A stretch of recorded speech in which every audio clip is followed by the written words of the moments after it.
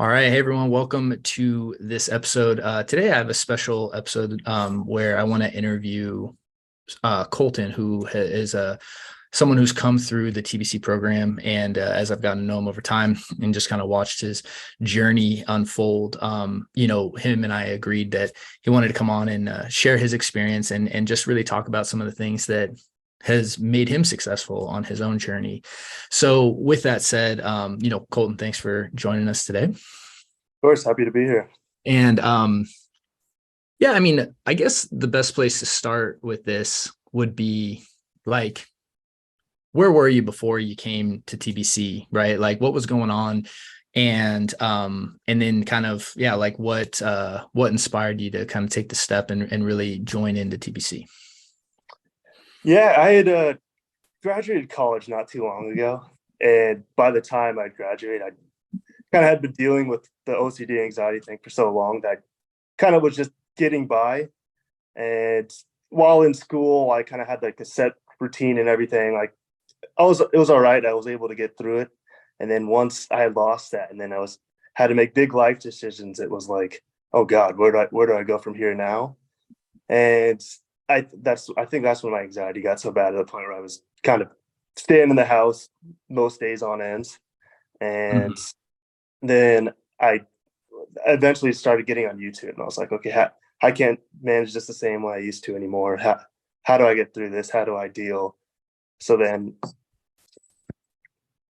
I see all these videos, and a lot of it's like people just trying to get you like, oh, anxiety, you're not supposed to feel this. How can we not feel this anymore?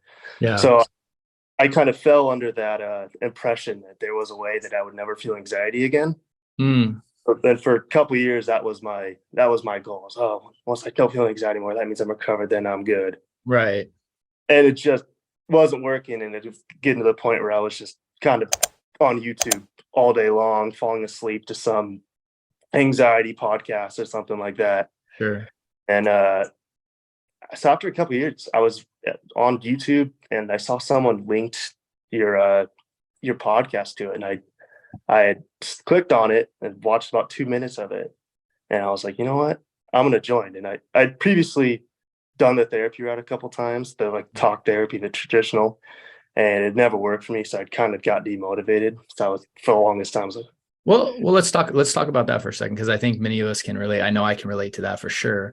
So like when you sought out therapy initially, right? What was your goal or intention going into it? Like you were saying, like, was it this idea of I don't want to feel anxiety anymore?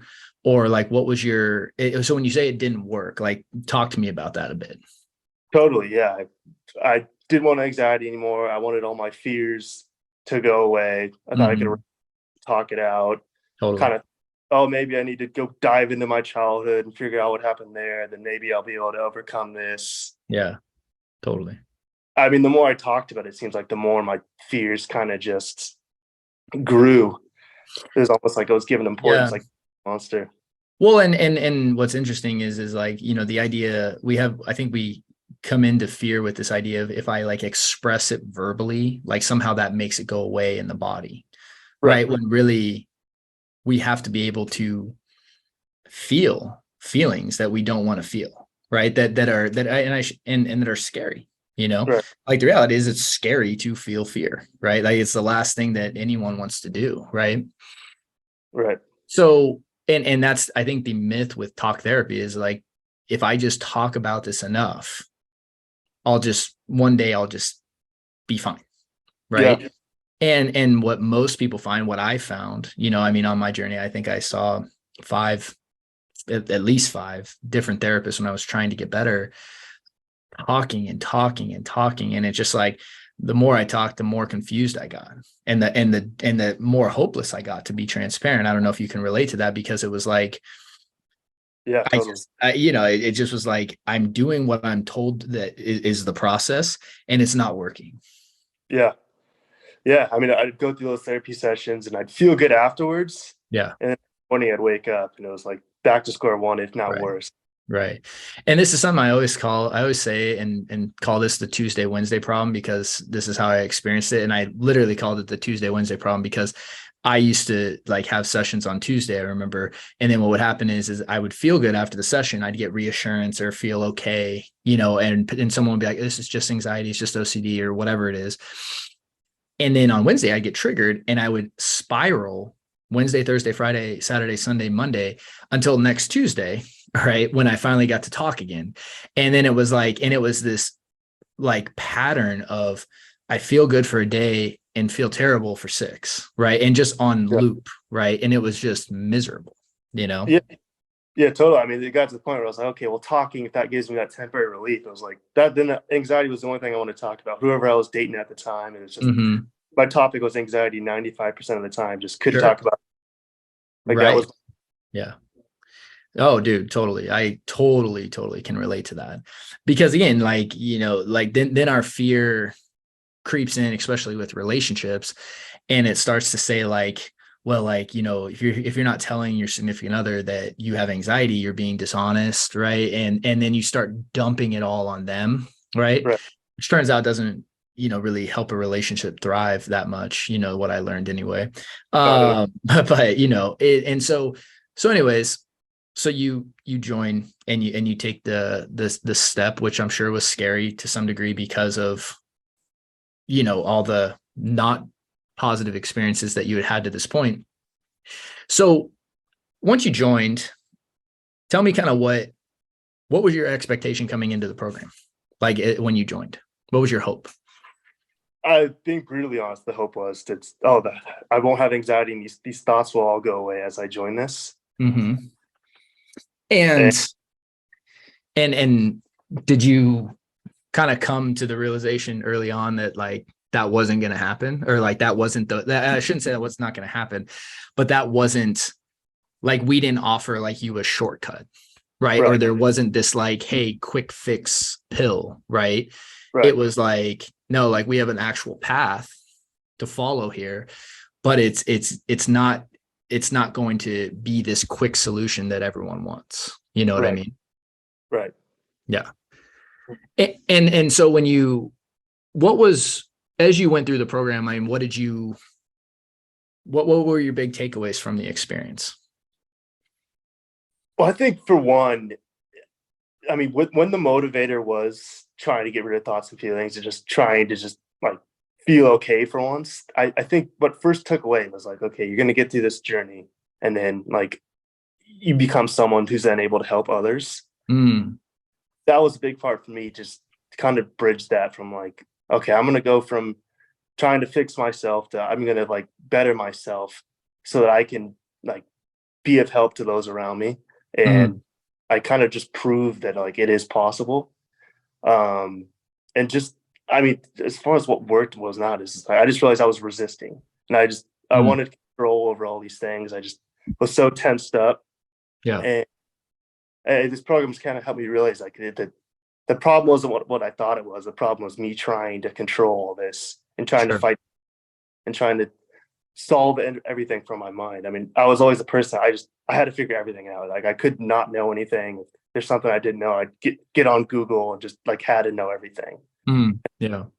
So as you started going through and started learning the AAA response, and obviously like we have our live Q&As and group, I know one of the things you mentioned to me personally was one of the things that was so beneficial for you was community, right? So talk to me about why that particular aspect was so beneficial for you. I think when you're dealing with some of those things like OCD and anxiety, you can feel so isolated. And I mean, whenever I would kind of talk about my problems, like family, friends, or people I was in a relationship, whoever, it just kind of went right over their head. Sure. Find other people who one could relate was huge. And I mean, throughout the community, you kind of have people in all different stages of their journey. So like something you're going through, someone may have went through a couple months ago and came on the other side. So just being able to see that it's like, it is possible. Like you can, these problems that seem insurmountable, like you can work through these, and there is like keep going up and up and up. So what was different about this community? And this is good feedback for me, right? Because as we've, really attempted to, or I believe we've successfully, created a very like community of like-minded people, right? What was different about this than, let's say, like, online groups or things like that maybe you had checked out in the past? Yeah, it's fine that a lot of other online groups, you'd get people who were suffering and they're all like, oh, hey, you're suffering, I'm suffering too. Like it was kind of like a let's suffer together thing. Mm, yeah. Well, at first it's nice. It's like, oh, there's someone they can finally relate to me. But like in the reality, you're kind of just bringing yourself down with them. It's kind of like that mid loves company where it's like you're not really improving anywhere. We're just talking about the problem, right. right? When really like the goal of our community is always like, don't get me wrong, there are tough days sometimes, right, that we're all going to experience. Right. But on those tough days, kind of like you're saying, I think the benefit of having a community of people with the same objective is that everyone keeps steering towards the objective as opposed to the problem. Right. And I think one of the things that I've noticed, and one of the reasons I enjoy being a part of the community as well, right, and throwing in messages and voice memos, all that stuff, is because it's like, when you have people at different stages of their journey, because like you said, some people are really very far along in their recovery, and some people are brand new and never, brand new to applying this stuff. But also, like, when you have the ability to make this story more than just about yourself, right? And like you said, I think what you said was so important, because I think so many people have this deep intuitive sense that like, hey, I'm going through this for some kind of reason. Like there's a bigger reason here than just the experience of suffering. Like and the hope is that by going through this, by walking through this fire, I can prevent someone else from walking through it, or hopefully at least shorten their experience because I navigated it. Right. And I think that was always part of my mindset as well. Like, okay, look, and I remember like when I was young, like, I was 18, 19, when it first all like really blew up in my face and just spiraled my life out of control. It was like, okay, like, one, I'm not settling, like I'm gonna get better, right? And I know that there's a way to do that. I don't know what it is right now, but I know there's a way. And number two, like, I'm gonna help others, because if anyone's experiencing what I'm experiencing, like helping someone get out of that would just give, it would make sense, and it would give meaning to this experience of why I'm going through this.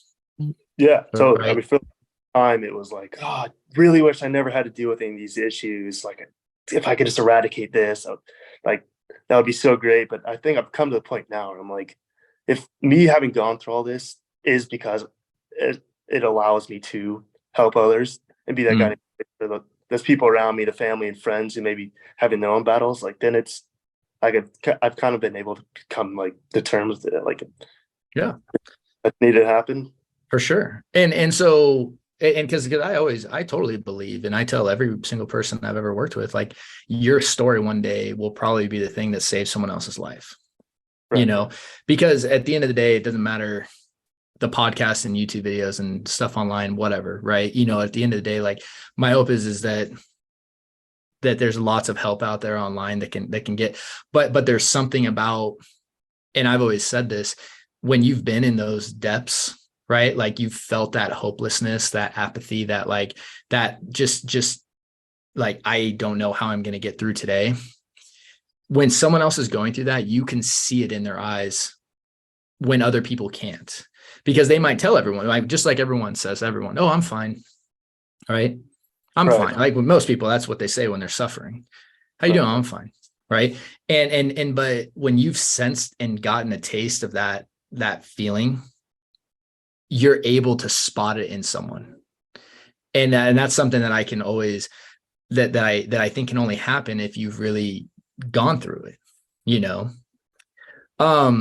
Yeah. So yeah. And I think you're totally right that, like, one of the coolest things about the community, and I mean, I know you've been such a big part of it, which is one of the reasons I wanted you to come on the show today, is because, like, So what do you think helped you about the community, I guess? Like what was so helpful for you? Was it just getting those messages on tough times, or has it been really turning and supporting others? Like what do you think has been the most benefit for the community for you?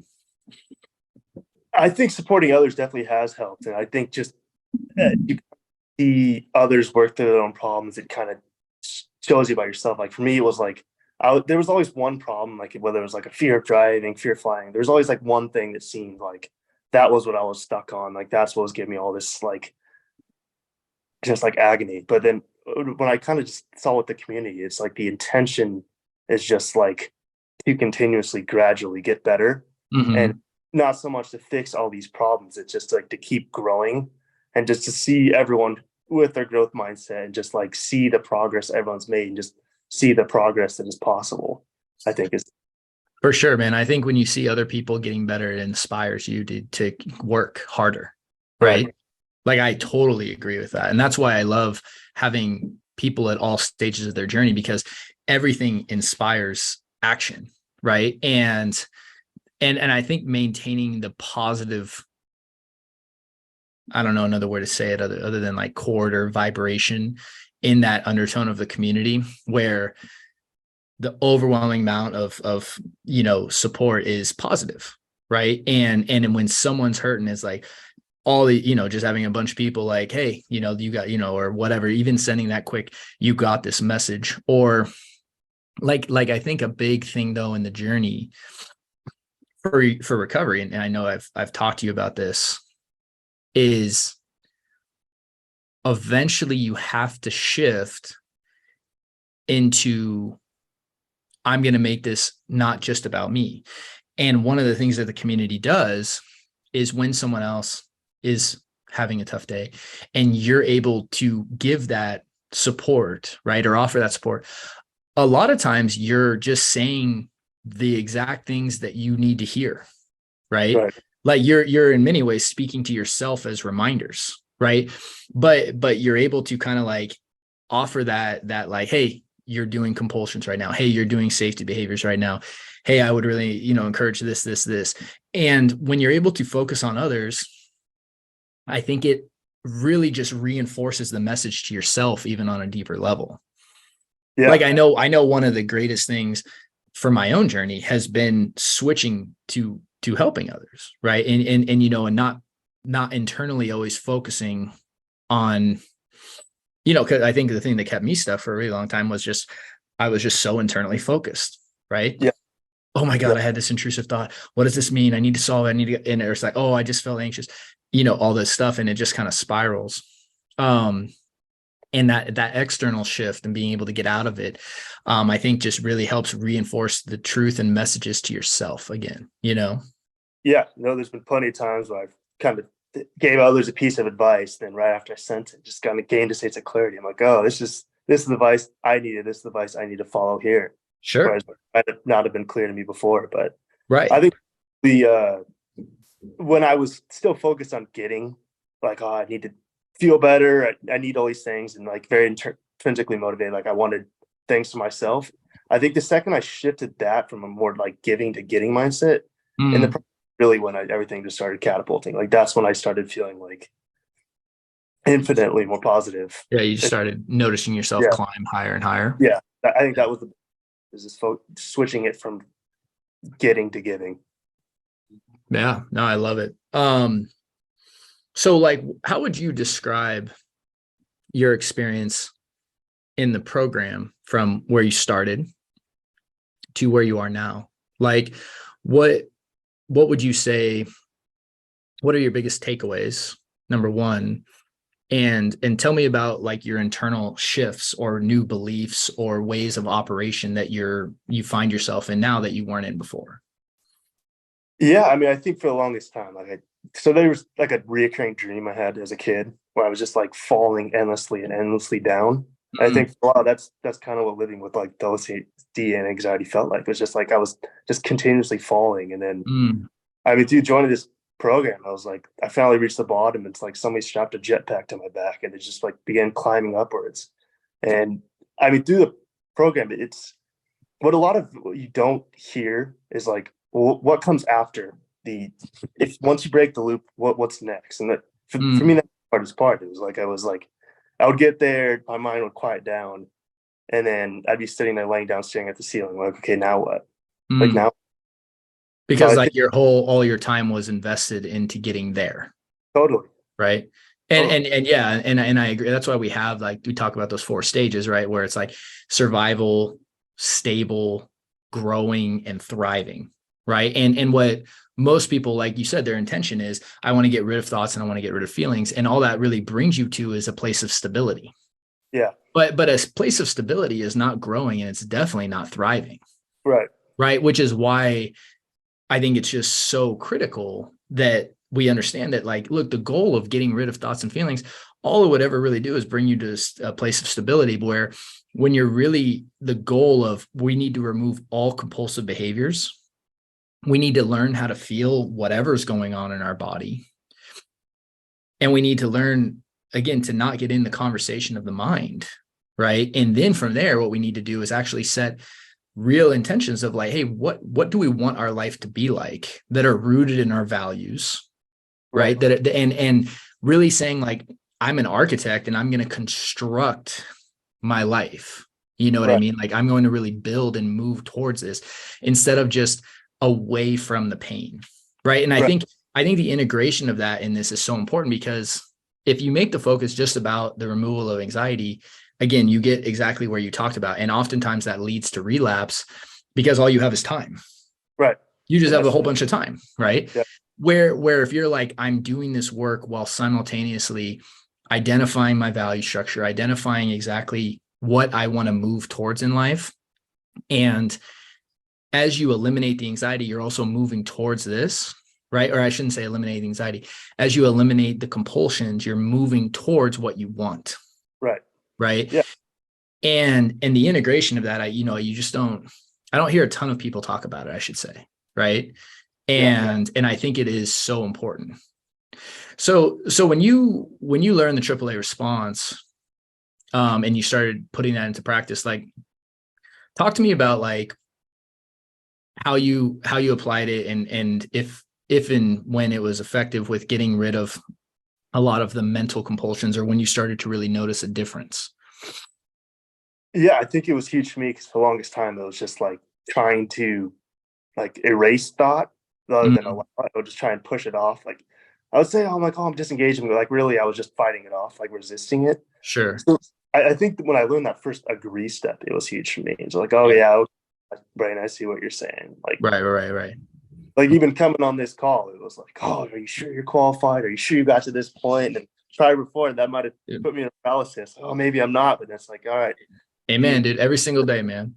Yeah. Every time I make a podcast, there's some kind of thought like that, right? Like, who are you? Yeah. Who are you to do this, right?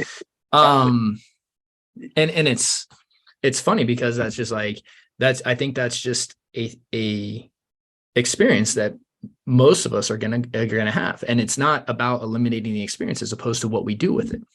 Yeah. With the AAA teaching, it's like any thought that wants to come in, it can come in. It's just like no resistance to it whatsoever, and just having something that you could always fall back on. Yeah. I think was huge for me. Well, and the things you're saying right now are so important, and something I just want to like articulate, right, is like, it's not necessarily about solving the problem you think you need to solve, as opposed to identifying what the real problem is, right? Yeah. And a lot of OCD and anxiety is not about my thoughts or feelings are the problems, but it's my resistance is a huge problem that most people don't understand, right? Yeah. That's there. The belief structures about thoughts and feelings, the belief structures that, you can't feel feelings, these feelings are bad, X, Y, and Z, cause us to then engage in compulsions, which create this loop, and the loop takes over. So when you understand the problem from a much higher level, I always feel like that is just so, it changes where you put your effort. Totally. Yeah. I mean, I found I was like, there's nothing really to solve. So Right. And that's just an incredibly freeing thing. It's like, well, there's nothing. For sure. And so like, talk to me about how you would like articulate your like results in the program, if you will. Like, what's different about you today than when you started the program? Yeah, I mean, I think I was just my mind was just always going. I mean, I was never in the present. Like my relationships weren't very fulfilling because I mean, just I'd be talking to someone just constantly in my head. Mm, Having kind of broken that loop and began to get out of my head, like my relationships have just kind of like friendships, family, it just felt so much more fulfilling just being able to totally be present there. And it's like I before where I maybe I didn't feel good this day, so I'm not going to do anything and stuff like that. Now it's like, well, I'm going to kind of do whatever I want to do, no matter how I feel, no matter what thought I have. yeah. I just feel like the chains have just kind of just been like taken off my back, where it's just like I have all this freedom now and just kind of optimism I didn't have before. Like before it was always like, oh, what's the point? What's the point of all this? Now like I just wake up every day and I'm like, I'm just getting better every day. And, Yeah. And here's, I think, an important thing, and I want to, kind of debunk the myth, right, a little bit, and just to be transparent, does getting better mean that you never have thoughts in your mind? no, Right. Does getting better mean that you don't have feelings in your body? nope. No. So so articulate what you mean. Because again, I always try to explain recovery, right, as not being caught in the wheel. And what recovery is getting out of the wheel and staying out of the wheel. Right. And the way you do that is by the complete elimination of any behaviors. Yeah. So how would you explain to someone, right? Like if you were talking to someone who was really in it, like you were, right? Right. What would you say is quote unquote like getting better or recovery? It's just dropping the resistance to those soft skills, just allowing them to happen and not letting them pull you back and take you back. Because I mean, the intention is you want something, and then with these thoughts and feelings, with OCD, they'll love to try and take you away from that and make it seem like unreachable to you. Sure. I think it's totally just a safety behavior problem. Just like once you just allow, like just by simply allowing the thoughts and feelings to be there, it's like that's where the freedom existed all along. Where it's like all these things that seem like you have to figure it out. You can't have these, and I can't have this feeling. It's like nothing ever happened. It's just I was just being taken out of the present and just wrapped up in a problem that never even existed had I not given it that energy. I mean, you're creating these problems. These are problems that 100% you're creating, and the free or even I should say the mind is creating. Right. Yeah. And you're getting caught in, right? Yeah. Not to change what you're saying, but just like to try to articulate it in how we understand it. Because it's like the reality is these thoughts are happening automatically. Right. Right. And by engaging in it though, and doing those mental compulsions, that's you getting caught. Yeah. Right. So, and would you, what skill sets were, and so I know we talked a little bit about AAA and really implementing that. I mean, do you still find that to be a big part of your practice? Yeah. Anytime I have a thought or feeling that might be taken away from what I'm doing in the moment, just totally just AAA and just keep going. Fall back on. And I think that's like the whole reasoning behind that, right? Is when we can anchor into the solution and again, just that habitual path of just like following that solution each time, it makes the lures less sticky and less appealing, right? Or all that stuff. So, and I loved what you said about the chains being broken, right? Yeah. And what you just how you feel about your future. And so we'll talk to me a little bit about that then, about like, what do you see as possible for yourself?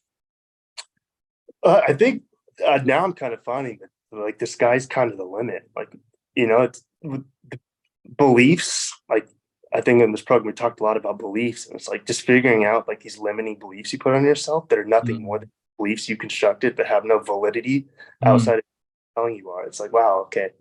These limitations I thought I had are like, they aren't there. I could kind of do whatever I want to do if like I so allow and have the intention to do so.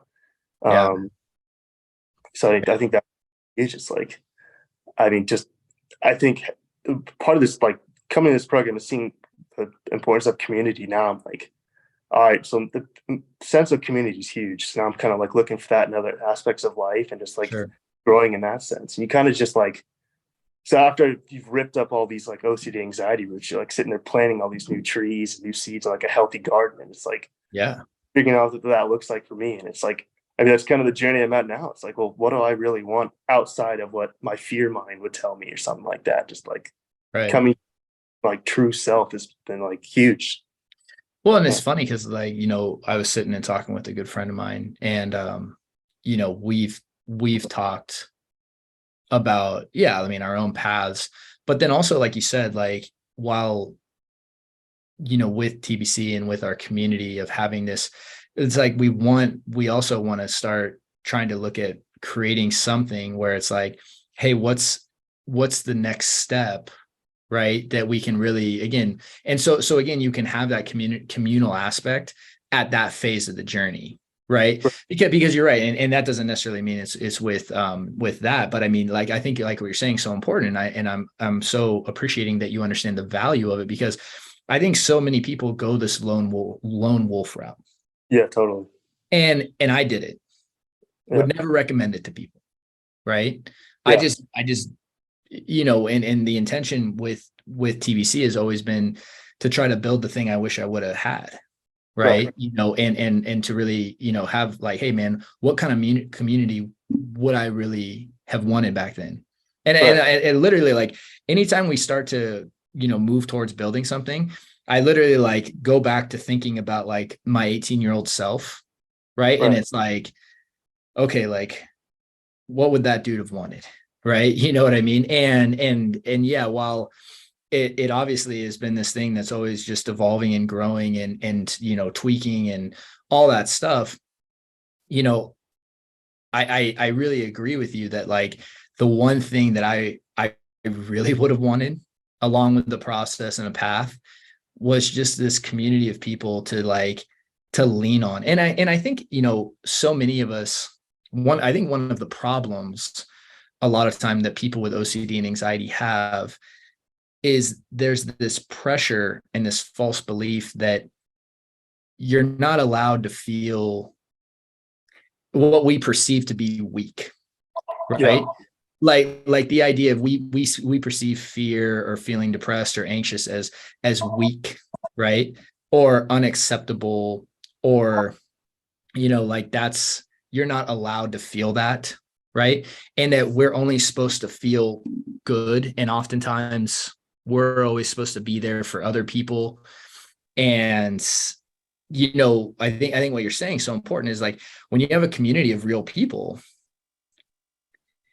you're like, no, like it's okay for me to feel this right now. Like, I'm a human. And I think when you start seeing like all the other people out there that are human, and that we all have feelings, we all have tough days, we all have thoughts that pop in our mind, and giving ourselves permission to be human, I think that's what community does, because that's not what society does. Right. Society is like, what do you mean you have to take an hour off work? Like, society is, just present, right? Put that smile, post it on Instagram and Facebook, right? Always, never present like anything's ever wrong. Right. And the reality is, I think there's this kind of polar opposite effect, right? You have these communities, especially on like Reddit and major social media platforms, where like there's just this like, I'm going to complain about the problem. And I think having the correct community is what's really important, of people that are like, hey, we're all headed in this direction, and like, we want you with us. Right. And this group of people that's like, hey, I'm gonna pull you with, like, we're gonna all move together in this direction. And I think it's not just community that's important, but it really is the right community, right? And that's why, like, wherever you're going next in your life, whether it's starting a business or relationship, a family, whatever it is, when you have that communal aspect, just making sure that you have that right community, because I think realizing that you don't have to be a lone wolf is it just takes so much pressure off, Yeah. Yeah, I did it for so many years. I felt, I was like filled with anger. I mean, we as humans are not meant to be alone. Yeah. And touching on like that feeling thing, I mean, I thought my only problem was like, oh, I'm not allowing myself to feel anxiety, but I wasn't really allowing myself to feel any feeling, like sadness, joy, anything. I was trying to just eradicate all feelings. I mean, I Yeah. had one community talk for one time, like, yeah, I was kind of sitting at home dancing by myself, and all of a sudden I just burst out crying. And I mean, it's Yeah. kind of what it's like when you first start allowing yourself to feel again. I mean, if anything, this becoming allowing yourself to become human again. You know, Yeah. not trying to be a robot that the society would like make you out to be. Hmm. For sure, man. Well, and I think there's a double aspect as like men, right? Right. Totally. Where there's like an even, I mean, most of the guys that I talk to, right, report feeling very isolated, very alone, very few friendships, right? And having and obviously we have a very like mixed community of men and women and all walks, and we embrace that.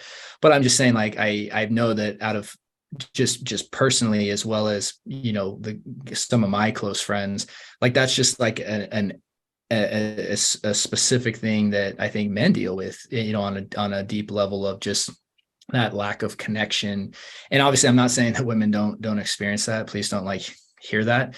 It's just, I know specifically, like, the more and more men I get to talk to about this kind of stuff, it's like, again, it's I think the reason that men wrestle with a lot of problems they wrestle with is this. You know Yeah. what I mean? Like, hey, I don't know what to do with emotions when they come up. And so there's all these coping and, distraction and safety behaviors that they engage in. And then it creates secondary problems in their life, all stemming from this idea of like just being able to say, like, hey, look, like, I'm hurting, or I feel this, right? And learning how to go through that correctly, so that you don't have to keep carrying it. Right. And yeah, man, I totally 1000% agree with you. So, and again, I'm so pumped for you as far as like that feeling of, that endless possibility, because the reality is that's the reality for everyone. But once you really feel it internally, that's when it becomes real for you. Right. Right. And the way that you do that, though, is by doing the work that you did, and the work that you continue to do, I should say, right? The work that I continue to do, and saying, hey, look, like, realizing the mind, understanding emotions, having the tools of what you need to do, and making sure you're not getting caught in these loops, making sure you're not engaging in those safety behaviors.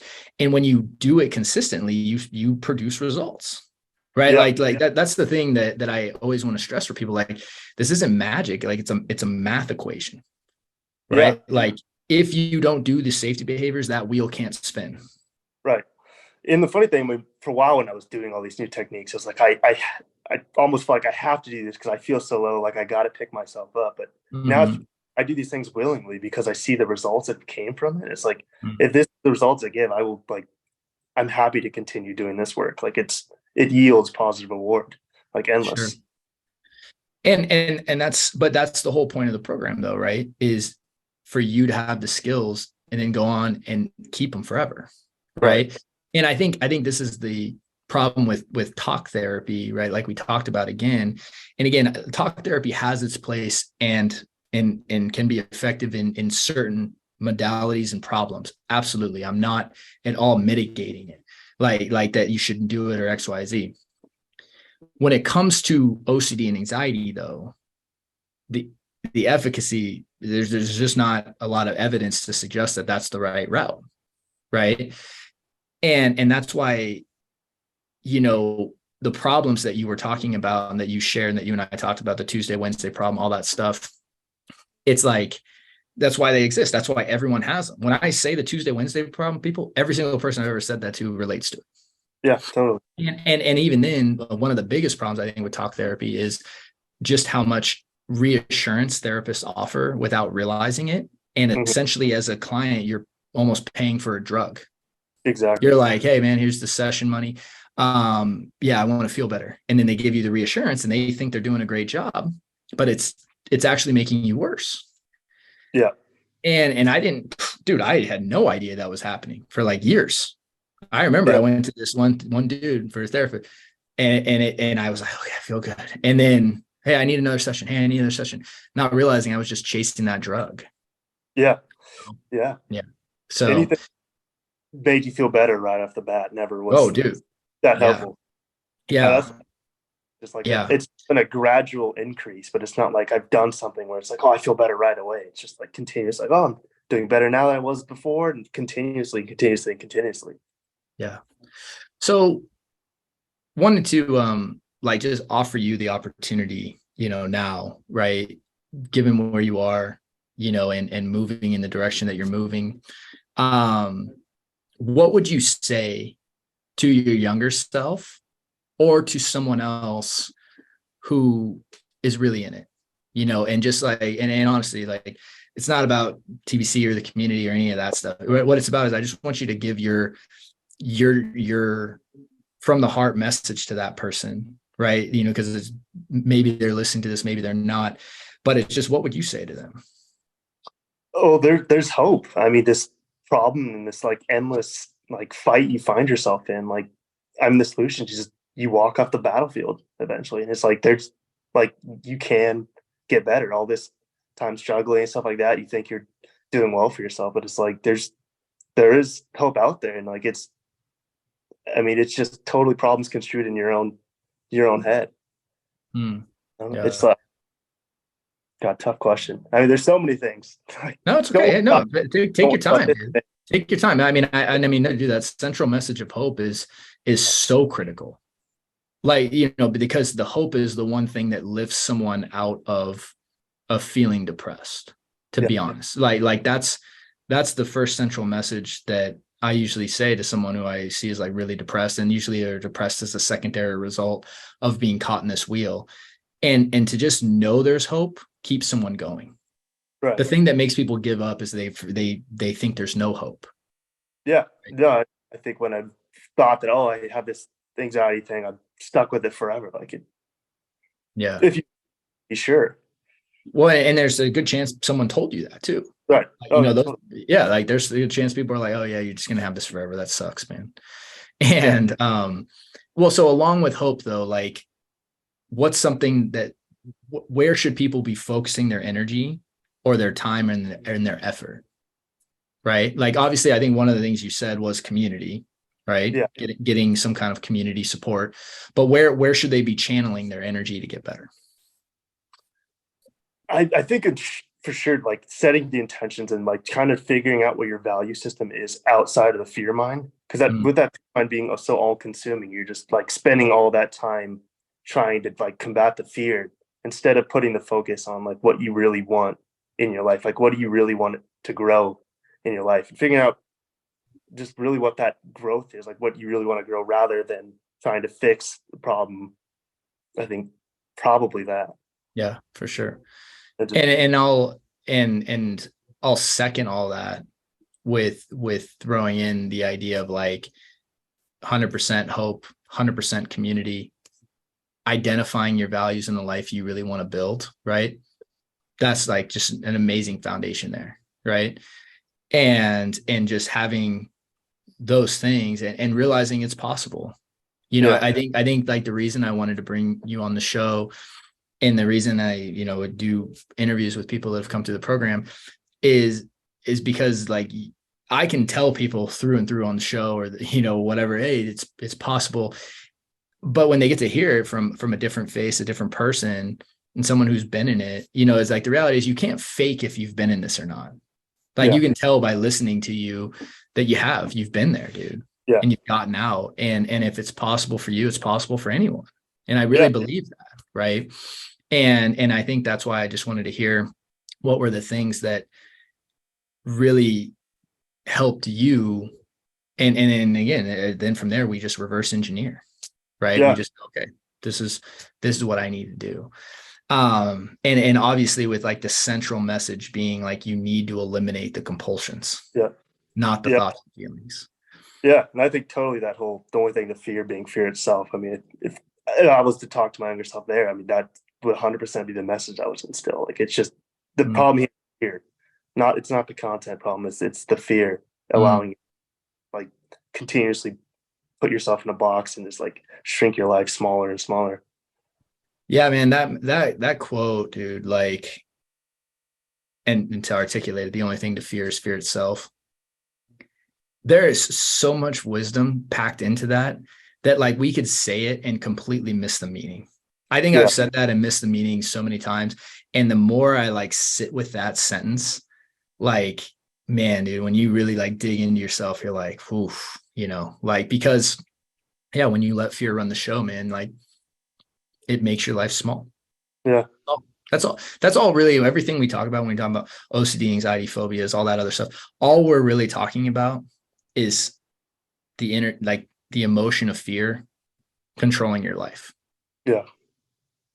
And if we let go of the labels a lot of times, and we really just are confronting what we're really confronting, which is fear, right?